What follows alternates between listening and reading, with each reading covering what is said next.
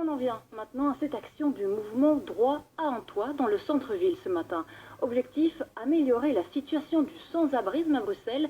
La date n'a pas été choisie au hasard. Les militants veulent sensibiliser les futurs ministres du gouvernement bruxellois. Des papiers éparpillés sur les marges de la bourse et qu'il faut bien ramasser. Mais de quoi s'agit-il? L'explication, nous l'obtenons quelques minutes plus tôt, boulevard Anspach. Et voilà, toutes les recommandations sont là, il ne faut pas en inventer de nouvelles, il faut juste un jour décider résolument de les appliquer, et on espère, parce que chaque fois on est optimiste, que le nouveau gouvernement bruxellois sera cette fois-ci, contrairement au précédent, à la hauteur de la situation. Ces recommandations, elles tiennent en 4670 pages.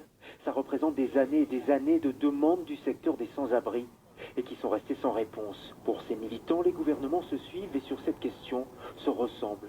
Ils avancent un chiffre sans appel. En 10 ans, on compte une augmentation de 146% de mal logés ou de sans-abri en région bruxelloise.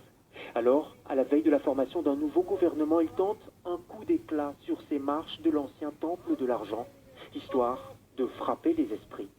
Par-delà l'esthétique, bien entendu, c'est le message qu'il nous apporte. C'est, voilà, une fin du sans-abrisme est possible.